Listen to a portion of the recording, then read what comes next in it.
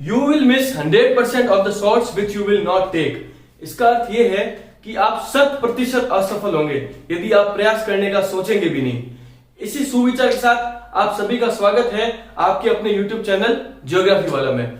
जैसे कि हमने पिछली क्लास में बात की थी, थार के मरुस्थल की विशेषताओं के बारे में बात की थी, उसके विस्तार के बारे में बात की थी, उसके वर्गीकरण के बारे में बात की थी। और वर्गीकरण के बारे में हमने क्या बात की थी, जो हमारा लास्ट टॉपिक था पिछले क्लास का, वो था कि हम 3 वर्गीकरण हमने उसको बांटा था। किसमें?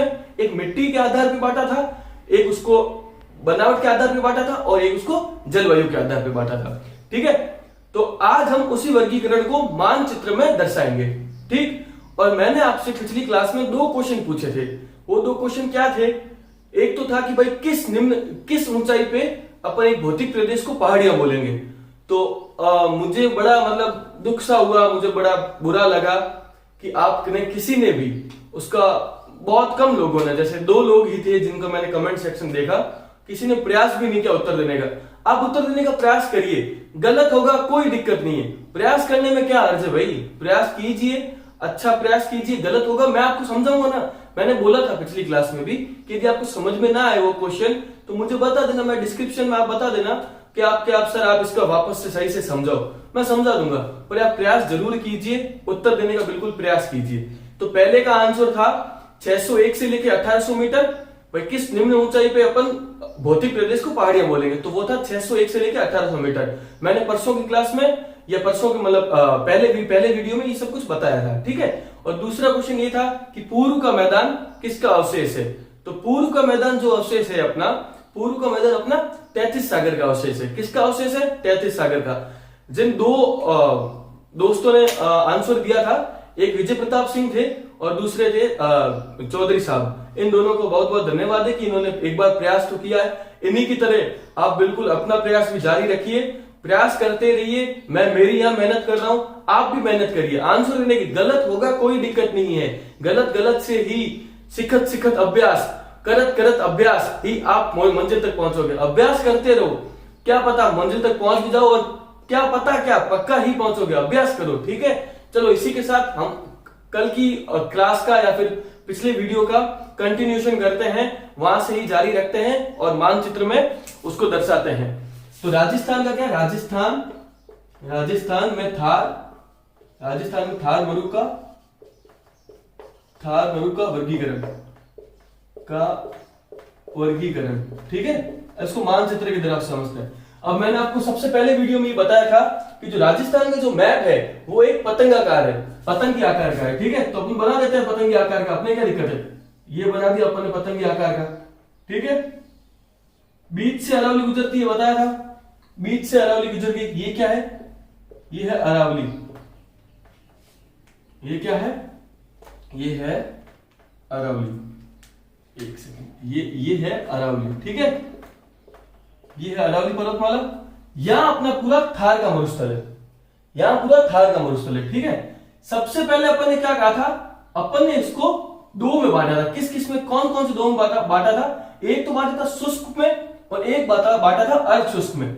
ये अपन ने किस बेसिस पे बांटा था 2 में? बारिश के, वर्षा के आधार पे, कि भाई यहाँ जो अर्ध शुष्क, जो शुष्क है उसमें अपन ने किसमें बांटा था? अपन ने 2 में बांटा था। एक बांटा था शुष्क में, और एक बांटा था अर्ध शुष्क में।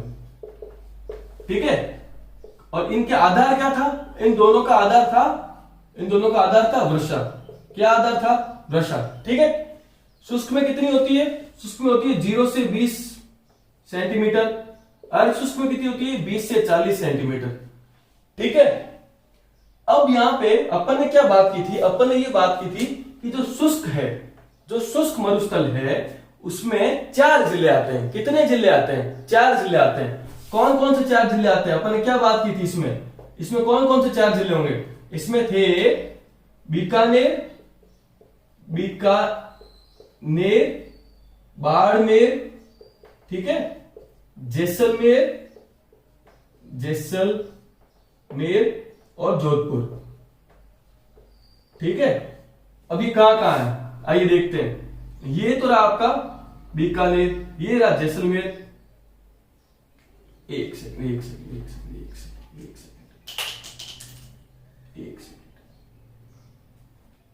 ठीक है। ये रहा आपका जोधपुर, ये रहा जैसलमेर, ये रहा जोधपुर, ये रहा जैसलमेर, ये रहा बीकानेर और ये रहा बाड़मेर। ठीक है, ये हो गए अपने 4 जिले। ये है किसके अंडर आते हैं? ये आते हैं शुष्क के अंदर। किसके अंदर है? शुष्क मरुस्थल के। अब अपन ने बात की थी अर्ध शुष्क के बारे में। तो अर्ध शुष्क को अपन ने 4 भागों में बांटा था। कितने भागों में बांटा था? 4 भागों में बांटा था। कौन कौन से भाग थे? ये तो था अपना ऊपर का घग्गर का मैदान। घग्गर के मैदान में कितने जिले आ गए? 2 जिले आ गए। कौन कौन सा? ये आ गया श्रीगंगानगर, ये आ गया गंगानगर और ये आ गया हनुमानगढ़। ठीक है, फिर अपन ने यहां बांटा था इस जगह से अपन ने बांटा था। ये बांटा था अपन ने शेखावटी का अपवाह तंत्र, आंतरिक अपवाह क्षेत्र। क्या था? आंतरिक अपवाह क्षेत्र। ये कौन कौन थे? चूरू था यहाँ पे सीकर था, और हाँ चूरू था, झुंझुनू था और यहाँ पे सीकर था। ठीक है, चूरू, सीकर, झुंझुनू, तीन थे इसके अंदर। शेखावटी में अपन को पता है 3 जिले आते हैं और 3 जिले बात की।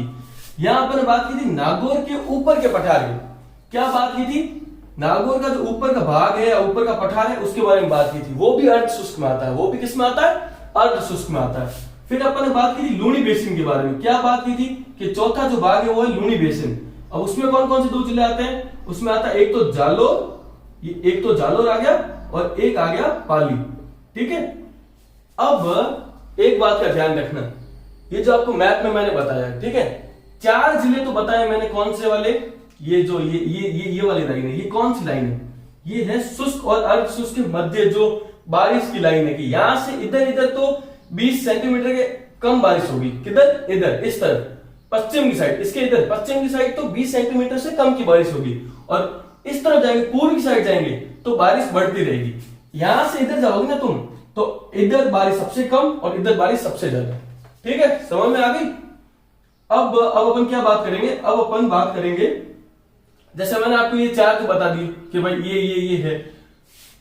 अरावली के पश्चिम में है ना, अरावली के पश्चिम में 13 जिले हैं। कितने जिले हैं? 13 जिले हैं। अरावली के पश्चिम में कितने जिले हैं? 13। ये है 13 जिले। ठीक, उनमें से, इन 13 में से जो 12 जिले हैं, कितने? इनमें से जो 12 जिले हैं वो तो आते हैं मरुस्थल के अंदर।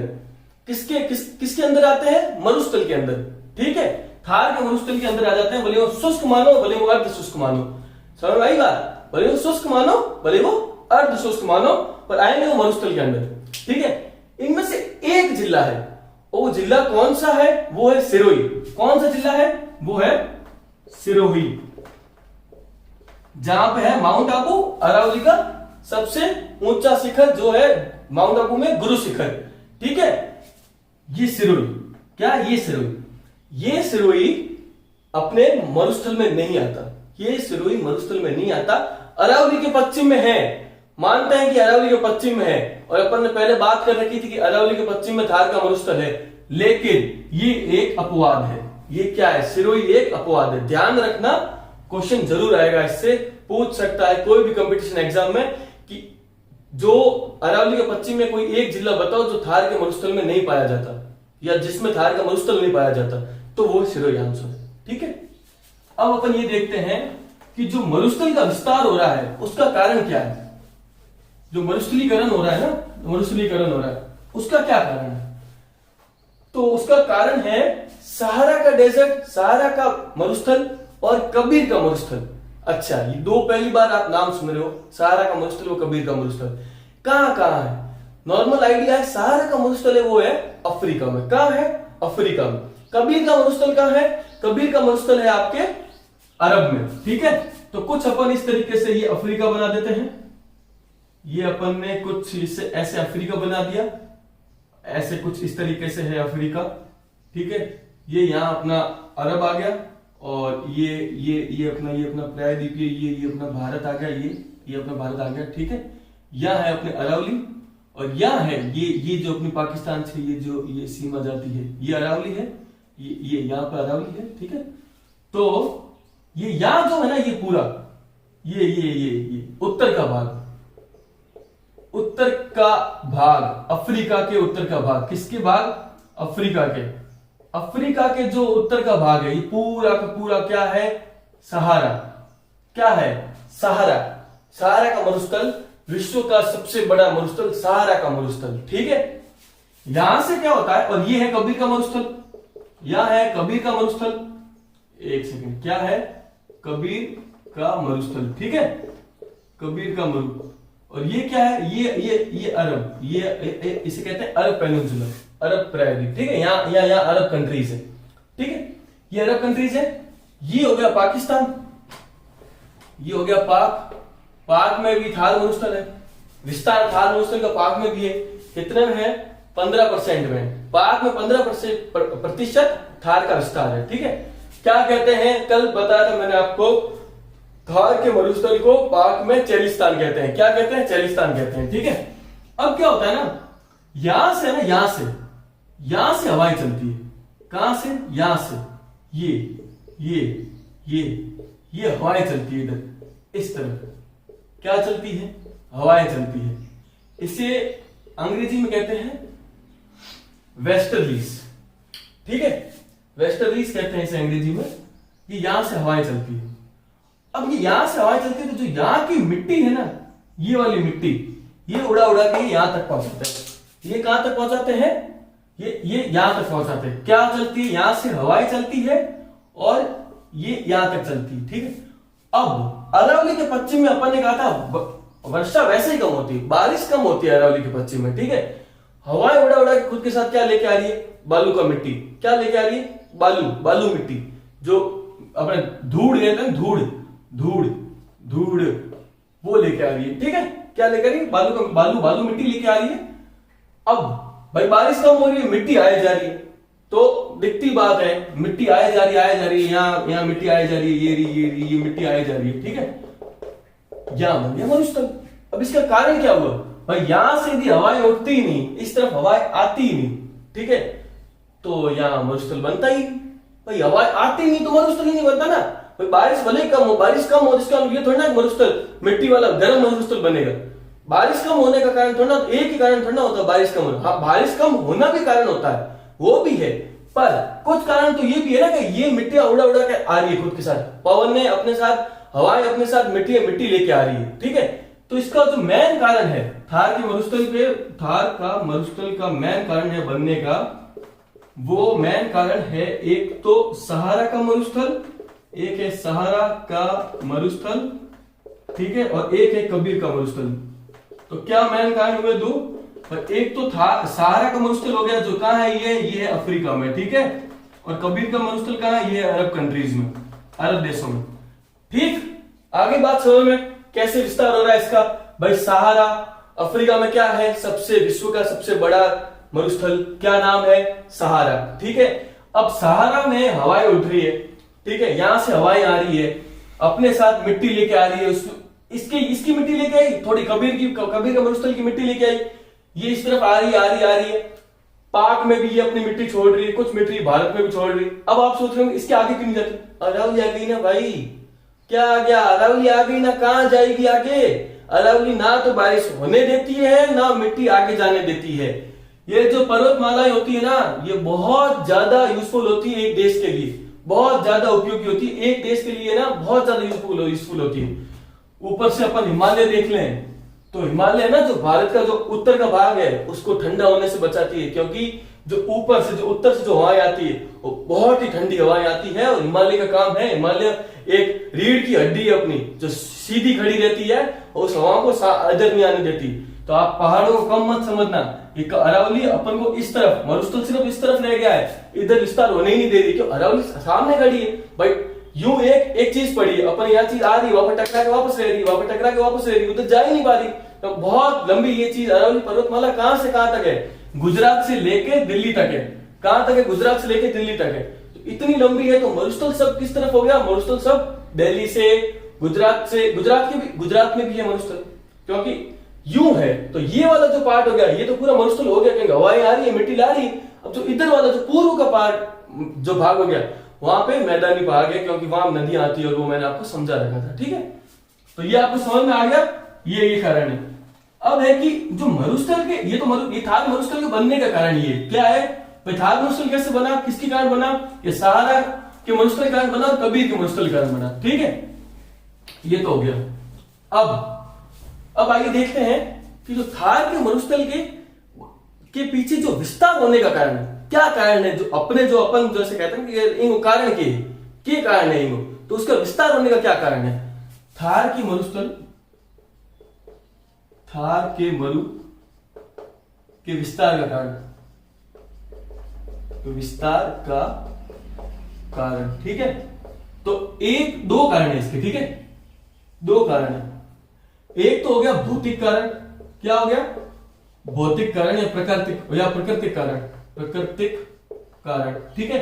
और एक हो गया मानवीय कारण, ठीक है।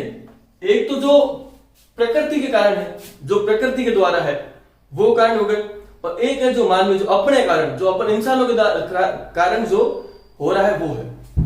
अब प्राकृतिक कारण कौन कौन से हैं, वर्षा, बारिश की अनियमितता, ठीक है, वर्षा की अनिश्चितता,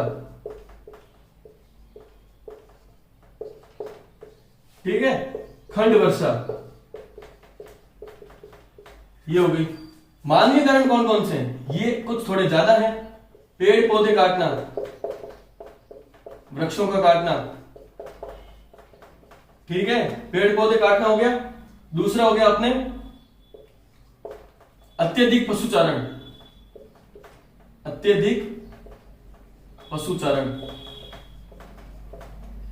एक सेकंड, अत्यधिक पशुचारण, ठीक, अत्यधिक पशुचारण हो गया। शहरीकरण, ठीक, औद्योगिकरण,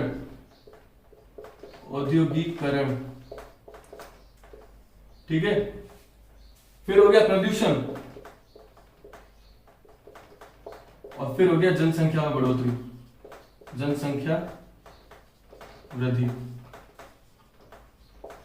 ठीक।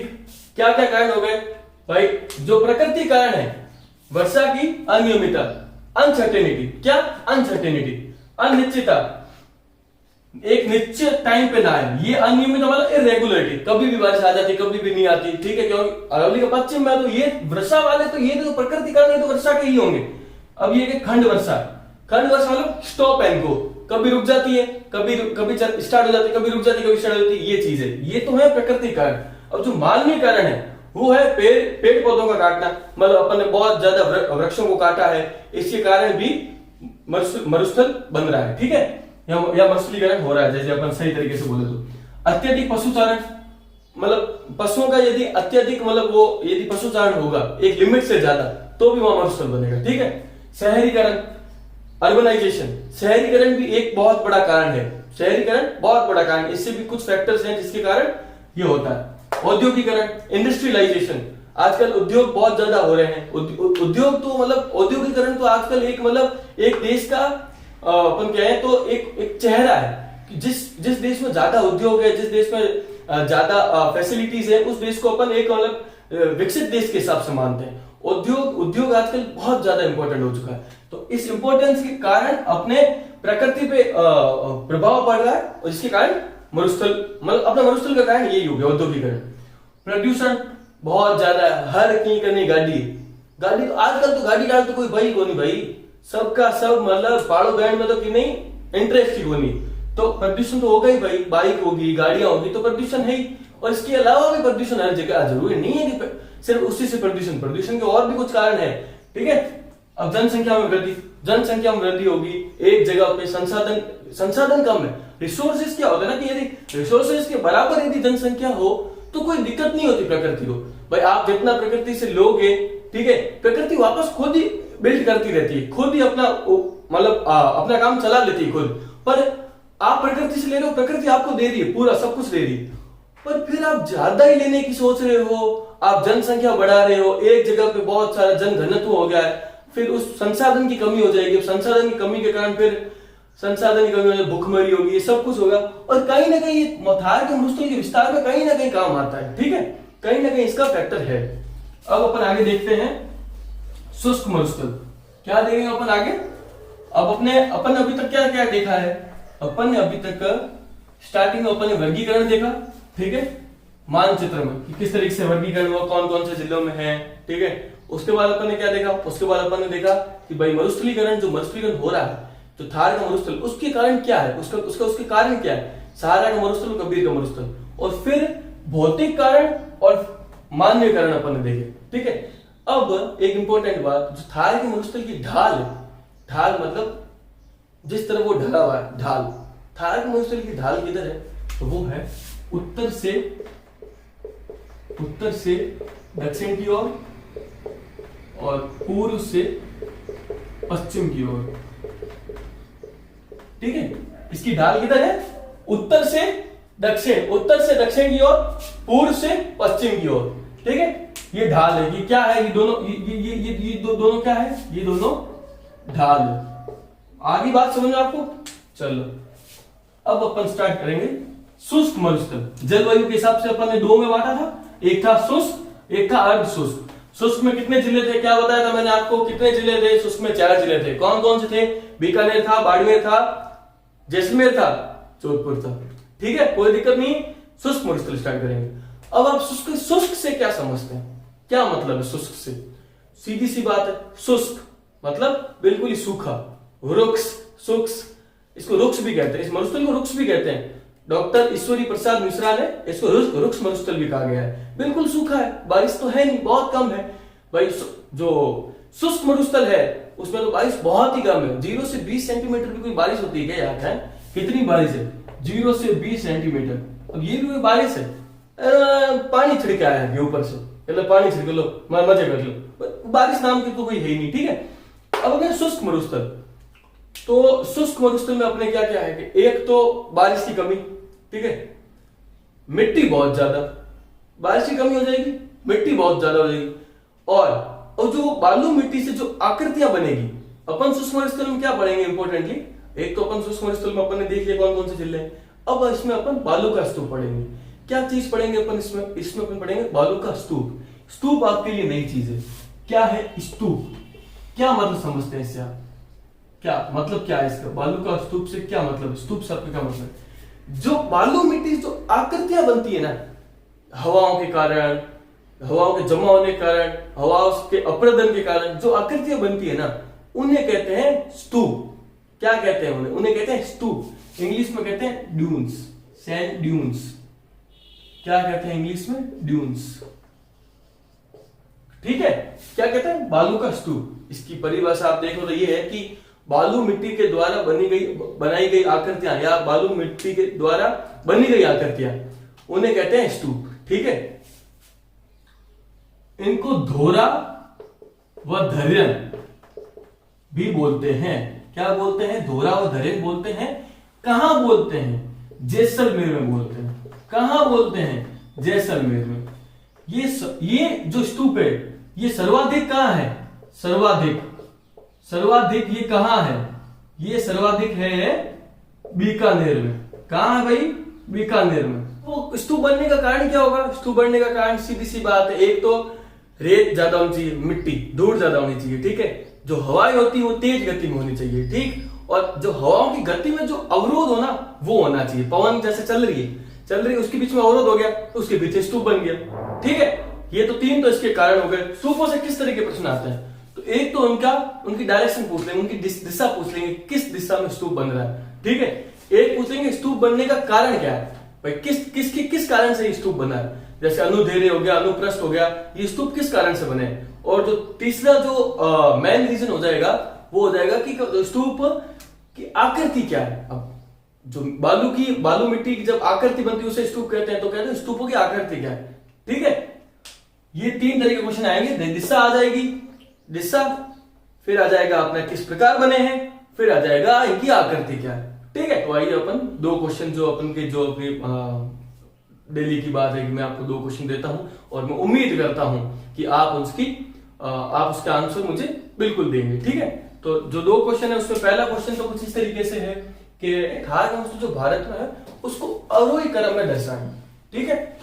अवरोही क्रम में थार के मरुस्थल को भारत की दृष्टि से दर्शाएं, ठीक। अब जो पहला है ऑप्शन दे देता हूं मैं आपको। पहला है राजस्थान, गुजरात, हरियाणा, पंजाब। दूसरा है राजस्थान, गुजरात, हरियाणा, पंजाब, हरियाणा। ठीक है। तीसरा ऑप्शन है गुजरात, पंजाब, राजस्थान, हरियाणा। चौथा ऑप्शन है गुजरात, हरियाणा, पंजाब, राजस्थान। ठीक है। आगे बात समझ में आपको? ये आपके 4 ऑप्शन है और इनमें से एक सही ऑप्शन है। आप जरूर एक बार मेहनत कीजिए। सबसे पहले आपको ये भी पता होना चाहिए अवरोही क्रम क्या होता है, वो आपको मैं अगले वीडियो में बताऊंगा, क्योंकि अभी तो मैंने क्वेश्चन दिया तो आंसर का तो अभी दे नहीं सकता। तो आपको बिल्कुल अगले वीडियो में ये भी बताऊंगा अवरोही और आरोही क्या होता है, और आपको पता हो तो अच्छी बात है। ठीक है। अब सेकंड क्वेश्चन, हमादा किसे कहते हैं? क्या कहते हैं? हमादा किसे कहते हैं? यह हमादा क्या है? तो ऑप्शन कुछ इस तरीके से है। तो क्या था? पथरीला मरुस्थल, रेतीला मरुस्थल, पथरीले व रेतीले दोनों का मिक्सचर, दोनों का मिश्रण, या इनमें से कोई नहीं। बिल्कुल बताइएगा हमादा किसे कहते हैं। मैं आपसे उम्मीद रखूंगा कि आप दोनों प्रश्नों का उत्तर देंगे मुझे कमेंट सेक्शन में। थोड़ा सा रिवीजन कर लेते हैं कि आज क्या पढ़ा और अपने एग्जाम के पर्सपेक्टिव से आज के टॉपिक में क्या क्या इंपॉर्टेंट था। तो अपन एग्जाम के पर्सपेक्टिव से या एग्जाम की दृष्टि से अपना 2 या 3 टॉपिक आज के अपन ने पढ़े हैं। सबसे पहले अपन ने वर्गीकरण पढ़ा। भाई मानचित्र में देखा वर्गीकरण कल पढ़ लिया था, उसका मानचित्र का आज देखा। ठीक। दूसरी चीज अपन ने पढ़ी मरुस्थलीकरण का कारण क्या है, कि भाई किस तरीके से मरुस्थलीकरण हो रहा है, कैसे हो रहा है, क्यों हो रहा है, वो चीज पढ़ी। और तीसरी चीज अपन ने पढ़ी कि मरुस्थल जो है, जो मरुस्थल है उसका कारण क्या है, मरुस्थल बनने का कारण क्या है। तो अपन ने पढ़ा भाई कि भाई मानवीय कारण भी है और वो क्या कहते हैं उसे प्रकृति कारण भी है। ठीक है। और लास्ट में अपन पढ़ा शुष्क मरुस्थल, जलवायु में जो अपन 2 बांटे थे, शुष्क और शुष्क पढ़ा था अपन ने। ठीक है। अब एग्जाम के पर्सपेक्टिव से एक क्वेश्चन तो मैं जो लगभग ज्यादा इसमें क्वेश्चन बनने की संभावना वैसे कम ही है, बाकी जो इस पे इंपॉर्टेंट क्वेश्चन बन जाएगा कि मरुस्थल का सबसे ज्यादा कारण, मतलब सबसे ज्यादा मानवीय कारण जो है वो है पशुचारण। क्या है वो? पशुचारण। ठीक है। सबसे अधिक जो कारण है, जिसमें सबसे अधिक परसेंटेज जो कारण लेता है वो है पशुचारण। ठीक। आगे बात समझ में, पशुचारण, अत्यधिक पशुचारण के कारण ही मरुस्थल बना है। आगे क्वेश्चन आएगा, पिछले क्वेश्चंस आए हुए भी मैंने देखे हैं, इस पे क्वेश्चंस आए हुए हैं, तो आप बिल्कुल। और दूसरा जो क्वेश्चन इंपॉर्टेंट बन सकता है वो है कि मरुस्थल बनने के पीछे, मरुस्थलीकरण के पीछे क्या कारण है। तो मरुस्थलीकरण के पीछे सहारा का मरुस्थल कारण है और कबीर का मरुस्थल कारण है। ठीक है। दोनों में से कोई भी ऑप्शन दे दे। भाई सहारा का मरुस्थल दे दे तो सहारा का मरुस्थल, 4 ऑप्शन देंगे, दोनों में देख लेना कि भाई यदि दोनों आगे की सहारा का मरुस्थल और कबीर का मरुस्थल, तो आपको टिक करना है सहारा का मरुस्थल, कबीर का मरुस्थल मत कर देना, क्योंकि सबसे बड़ा मरुस्थल कौन सा? सहारा का मरुस्थल। तो हवाएं और मिट्टी सबसे ज्यादा कहां से आएगी? सहारा के मरुस्थल से आएगी। ठीक है। और यदि आपके पास सिर्फ कबीर के मरुस्थल का ऑप्शन हो तो आप कबीर के मरुस्थल कर देना सही, सहारा का मरुस्थल ना हो तो, और कबीर का मरुस्थल ना हो तो सहारा का मरुस्थल सही कर देना। पर यदि ये दोनों ऑप्शन आ जाए, मेरा मतलब यही है कि यदि दोनों ही ऑप्शन आ जाए 4 ऑप्शन में से, तो आप सहारा का मरुस्थल करना, कबीर का मरुस्थल मत करना। ठीक है। और पहले एक क्वेश्चन और इंपॉर्टेंट बन सकता है पहले टॉपिक से, वर्गीकरण के हिसाब से। वैसे तो बहुत सारे बन सकते हैं, पिछली क्लास से तो क्वेश्चंस तो बहुत सारे बन सकते हैं। तो इसमें से जो इंपॉर्टेंट टॉपिक से क्वेश्चन बन सकता है, जो मैंने आपको पहले बताया था कि 13 जिले पश्चिम में है, पश्चिम ऑफ अरावली के पश्चिम में 13 जिले हैं, उनमें से एक जिला है जो मरुस्थल नहीं है, जिसमें मरुस्थल का विस्तार नहीं है। वो जिला कौन सा है? जरूर पूछेगा आपसे, मैं पक्का कह रहा हूं, जरूर पूछेगा कौन सा जिला है। वो जिला सिरोही है। ठीक है। ध्यान रखना इस बात को। तो चलिए, इसी के साथ मैंने आपको थोड़ी समरी भी बता दी कि आज हमने क्या पढ़ा है शुष्क मरुस्थल के बारे में, और इसके बारे में हम कल बात करेंगे अच्छे से विस्तार से, कौन कौन से स्तूप बनते हैं, किस तरह से बनते हैं, क्या इनकी आकृतियां रहती है, ये कल अपन आराम से बहुत अच्छे से बात करेंगे इसके बारे में। तो चलिए फिर इसी के साथ मैं आपसे विदा लेता हूं। यही उम्मीद करूंगा कि आप एक बार और वापस इसी चैनल पर पधारेंगे कुछ नया सीखने के लिए, कुछ अच्छा सीखने के लिए। लाइफ में एंजॉय करते रहिए, मस्त रहिए, मौज करिए। जय हिंद।